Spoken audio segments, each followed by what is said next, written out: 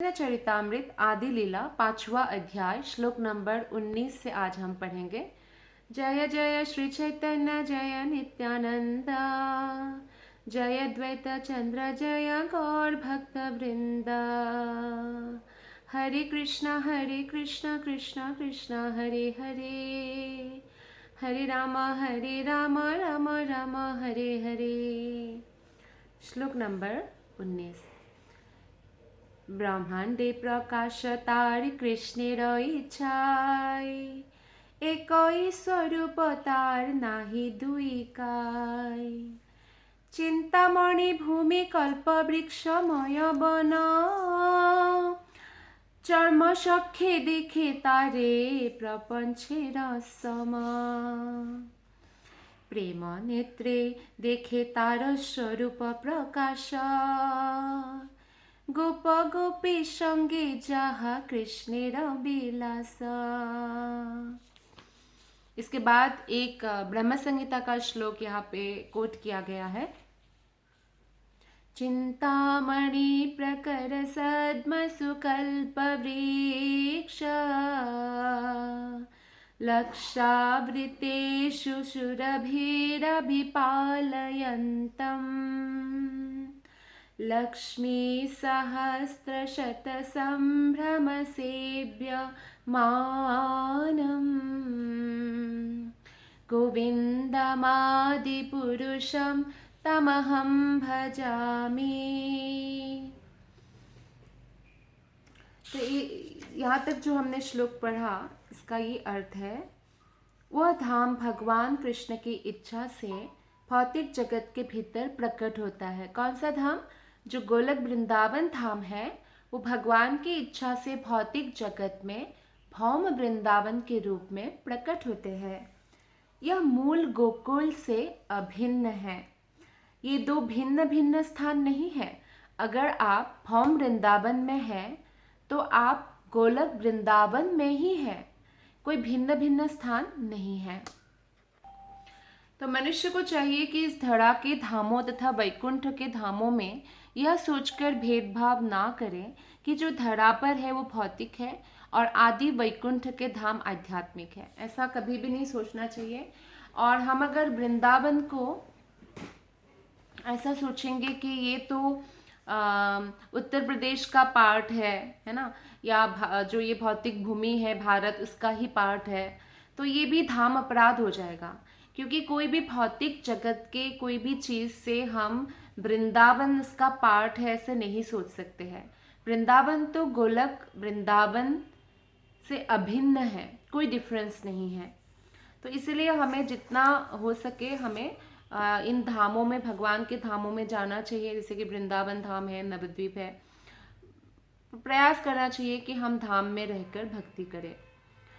तो ये सभी के सभी धाम, भगवान से रिलेटेड जो भी धाम है वो आध्यात्मिक ही होता है। हम वर्तमान बद्ध अवस्था में पदार्थ से परे कुछ अनुभव नहीं कर सकते। जैसे कई बार बहुत सारे ऐसे व्यक्ति भी वृंदावन आते हैं जो सोचते हैं कि वृंदावन कॉमर्शियलाइज्ड हो गया है, वृंदावन में ये अच्छा है, ये अच्छा नहीं है, यहाँ खाने का अच्छा है, वहाँ खाने का अच्छा नहीं है। तो क्योंकि जब तक हमारा भौतिक बुद्धि रहेगी तब तक हम वृंदावन को भी भौतिक दृष्टि से ही तो देखेंगे।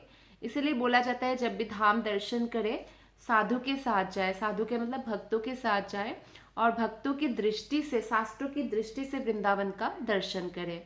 क्योंकि इससे क्या होगा, इससे हमारा किसी भी प्रकार के धाम अपराध से हम बच जाएंगे। तो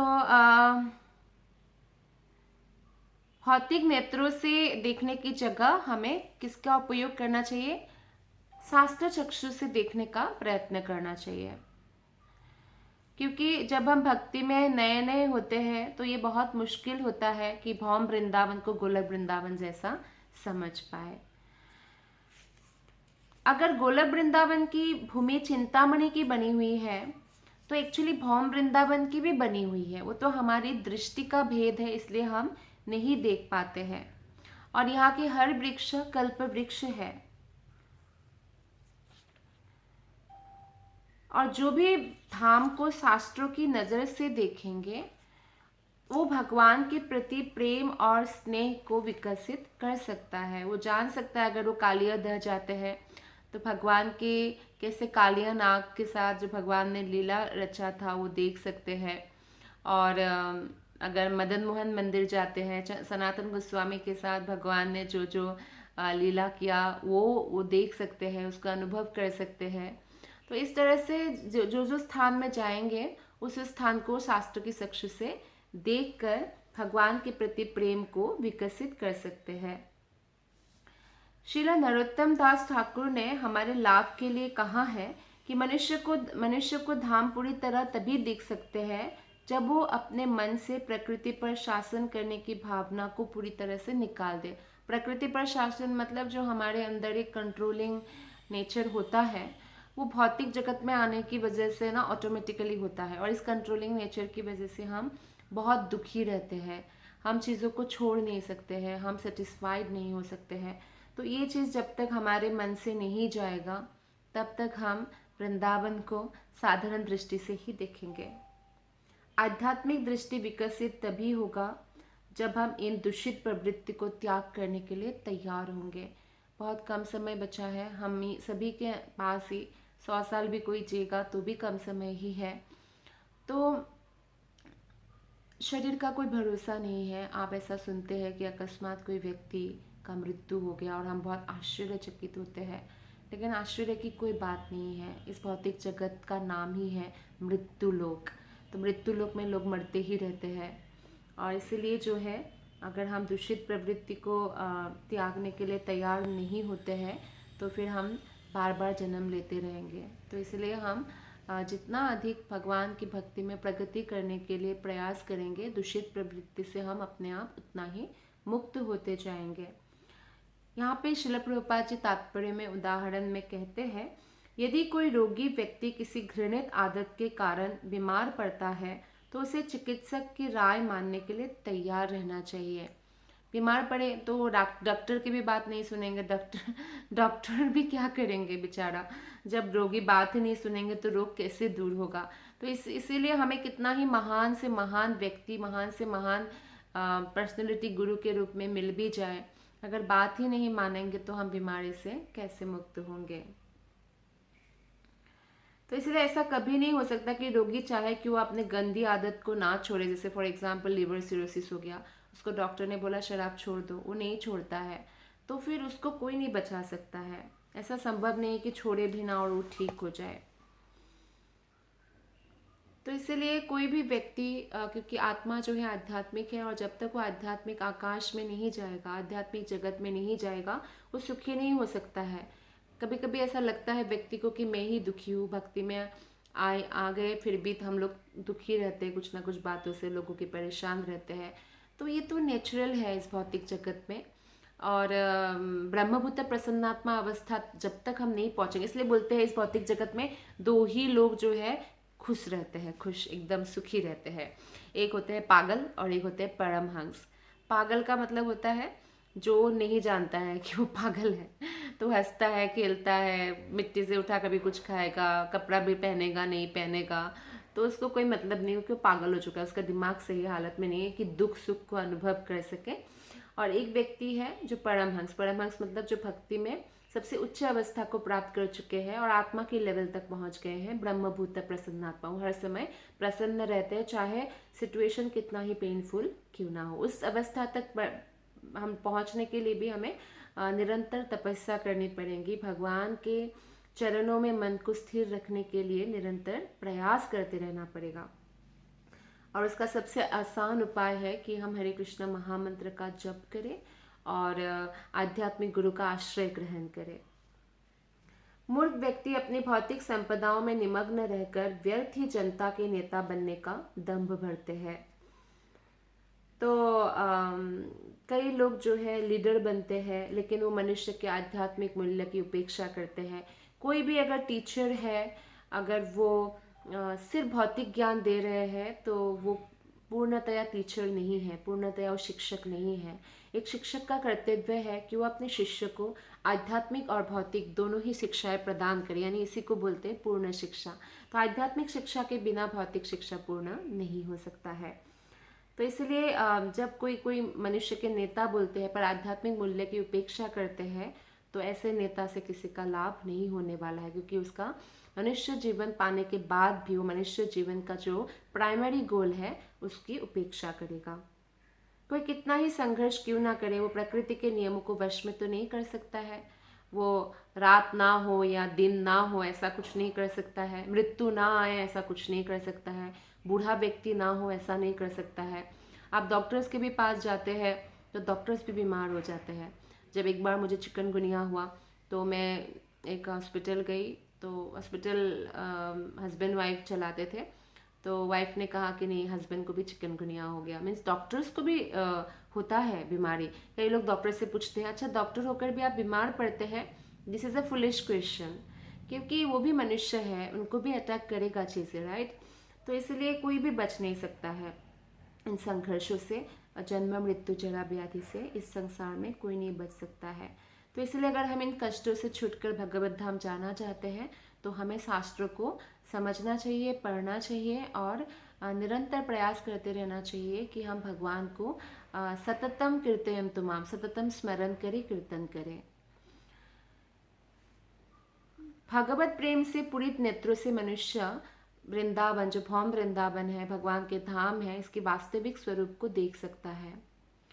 तो ये काजल हम लोग लगाते हैं आँखों में तो आँखें सुंदर लगती है, लेकिन अगर आप वो काजल लगा ले जो आध्यात्मिक काजल है, यानी भगवान की प्रेम से पूरित आँखें, वो आँखें भगवान को देख सकते हैं, जहाँ भगवान कृष्ण ग्वाल बालों और गोपियों के साथ अपनी लीलाएं करते हैं। और ऐसा नहीं कि भगवान आके लीला करके वृंदावन से चले गए, अभी भी भौम वृंदावन में भगवान निरंतर है और कभी भी वृंदावन के बाहर नहीं जाते हैं और वो लीलाएं भी करते हैं। सारे स्थानों में, सारी लीला स्थली में भगवान स्वयं है और भगवान तो सर्वत्र है, लेकिन वृंदावन में वृंदावन भगवान का स्पेशल प्लेस है। जहाँ भी कोई यहाँ पे आते हैं तो यहाँ कृष्ण प्रेम की एक प्रकार से हवा बहती है, वो अफेक्टेड हो ही जाते हैं, उनको कृष्ण से प्रेम हो ही जाता है। हाँ, बट हम सबको ये ध्यान रखना होगा कि हमसे कोई वैष्णवों के प्रति अपराध ना हो, कोई धाम अपराध ना हो, किसी भी प्रकार के अपराध से हमें बचना चाहिए। इसलिए ब्रह्मा जी कहते हैं कि मैं उन आदि पुरुष भगवान गोविंद की पूजा करता हूँ जो समस्त इच्छाओं को पूर्ण करने वाली गौओं का चिंतामणियों से निर्मित करोड़ों कल्प वृक्ष से घिरे अपने धाम में पालन करते। गोलोक, गोलोक क्या है? गाय का लोक है ना, जहाँ भगवान गाय का पालन करते हैं।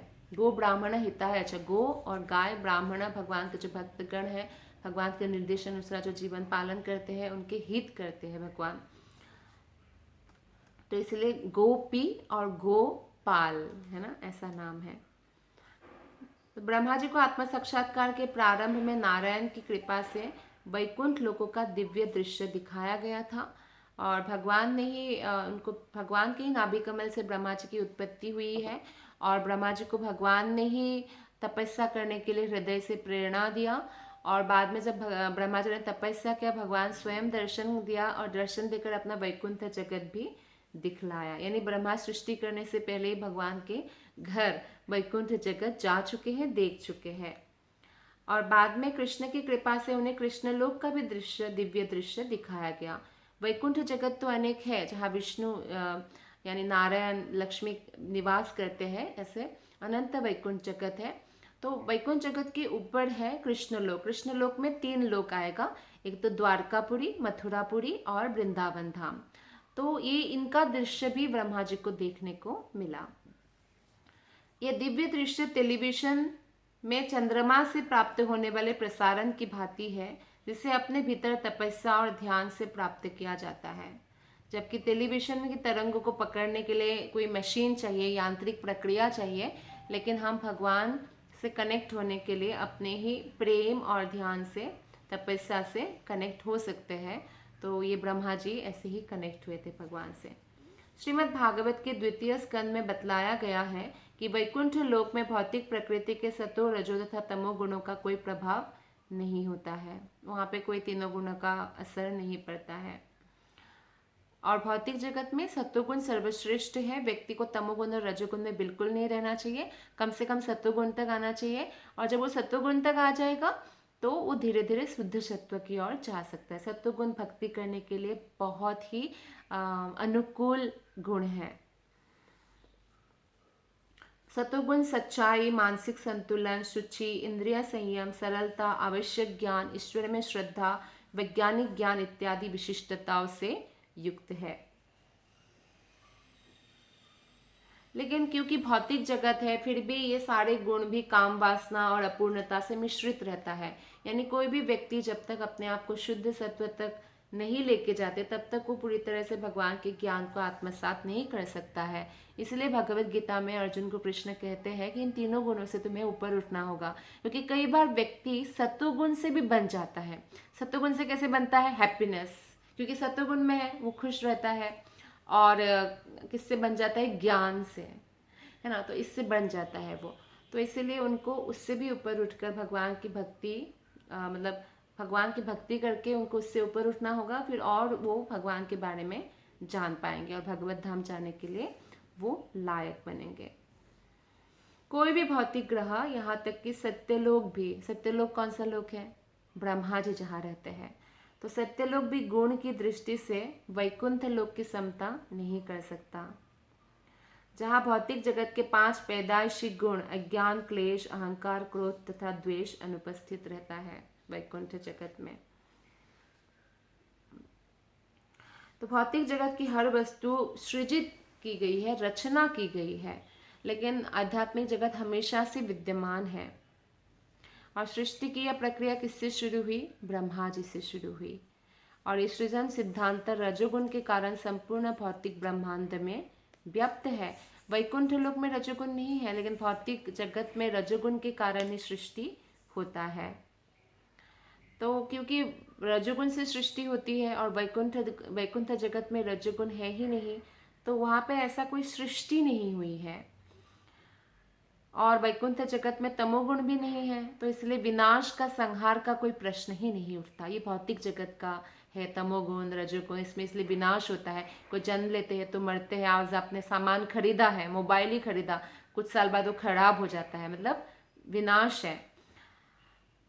तो चूंकि भौतिक जगत में सत्वगुण के साथ रजो तथा तमोगुण मिश्रित रहता ही है, मिक्सचर होता है ना, तो इसलिए विद्वान वैज्ञानिकों के लाख प्रयत्नों के बावजूद भी कोई वस्तु स्थायी नहीं रह सकती है। भले वैज्ञानिक सोचे, आजकल तो ऐसा भी है कि शायद ऐसे लोग सोचते हैं कि वैज्ञानिक शायद एक दिन मृत व्यक्ति को जिंदा कर देंगे, तो कोई बड़े बड़े लोगों का डेड बॉडी अगर संरक्षित भी करके रख दे, वो ऐसा नहीं कर सकते हैं। ये टोटली स्पिरिचुअल पार्ट है। Soul is a spirit soul, उसको आप मेटेरियल चीज़ों से बांध नहीं सकेंगे। तो इसीलिए तो वैकुंठ लोक में गुणों की पूर्ण अनुपस्थिति के कारण सत्वगुण, रजोगुण, तमोगुण कुछ भी नहीं है। तमो, ये तीनों गुण वैकुंठ में नहीं है, भौतिक जगत में रहती है। तो इसलिए इन तीनों की वहाँ पे अनुपस्थिति होती है। और तो इसलिए वहाँ पे ऐसा कोई भी वस्तु जो है टेम्पोररी नहीं है, सच्चिदानंदमय है। हर वस्तु, कोई भी वस्तु है, वो बोल सकते हैं। फूल हो, चाहे पौधा हो, चाहे कोई प्राणी हो, हिरन हो, मंकी हो, गाय हो, हर वस्तु बोल सकती है, चल सकती है, सुन सकती है और अनंत काल तक परम आनंदमय अस्तित्व में देख सकती है। जो गाय रूप में है, जो फ्लावर रूप में है, जो हिरन रूप में है, सब शांत रस के भक्त है। तो ये सब लोगों का अस्तित्व हमारे भौतिक जगत के अस्तित्व की तरह नहीं होता है। तो ऐसी स्थिति होने से, क्योंकि वहाँ पे इन सब समय का कोई प्रभाव नहीं पड़ता है, तो अतीत, वर्तमान और भविष्य के रूप में भी ऐसा कोई प्रभाव उसमें नहीं पड़ता। जैसे हमारा एक एक दिन जाता है, तो एक एक दिन हमारा जीवन का समय घटता भी रहता है ना। ऐसे बोलते हैं लोग कि ऐसे सोचो कि हमने इतना साल जी लिया, ऐसे सोचने से अच्छा कि हम मरने वाले हैं। That is good positive thinking. लेकिन हाँ, इससे आप शरीर छोड़ना ही होगा, उसको आप नकार नहीं सकते। तो उसके लिए आपको तैयारी तो करनी ही पड़ेगी, है ना। वैकुंठ लोक में भौतिक आवरण ना होने के कारण वहाँ के जीव अपने स्वरूप को कभी भी नहीं भूलते हैं। उन्हें भगवान के साथ इस वैधानिक स्थिति, मतलब कॉन्स्टिट्यूशनल पोजीशन मिल जाता है आत्मा का, और उनका पूर्ण ज्ञान होता है और दिव्य प्रेममय सेवा में वो लोग व्यस्त रहते हैं। वैकुंठ के बारे में जो है ये श्लोक ब्रह्म संहिता से लिया गया है और इसमें इतना सुंदर वर्णन है कि वहाँ का जो वातावरण है आध्यात्मिक जगत का वो स्वतः प्रकाशित है। भगवान कृष्ण के शरीर से निकला हुआ जो ब्रह्म ज्योति है वो पूरे आध्यात्मिक जगत को प्रकाशित करती है। उसके लिए अलग से कोई प्लेनेट नहीं चाहिए, जैसे कि अलग से कोई नक्षत्र या सूर्य चंद्र, ऐसा किसी की भी ज़रूरत नहीं है। बिजली की भी आवश्यकता नहीं है वहाँ पे। वैकुंठ लोक के निवासियों के शरीर का रंग जो होता है वो चमकीला श्यामल वर्ण होता है। यहाँ का नहीं, जैसे यहाँ हम सोचे कि ब्लैक ब्लैक होता है, ऐसा नहीं है। उसका कलर ही डिफरेंट होता है जो हम इमेजिन भी नहीं कर सकते। चमकीला श्यामल वर्ण का होता है। तो जो भौतिक जगत के सफ़ेद या काले रंगों से बहुत अधिक गुना मोहक होते हैं और आकर्षक होता है।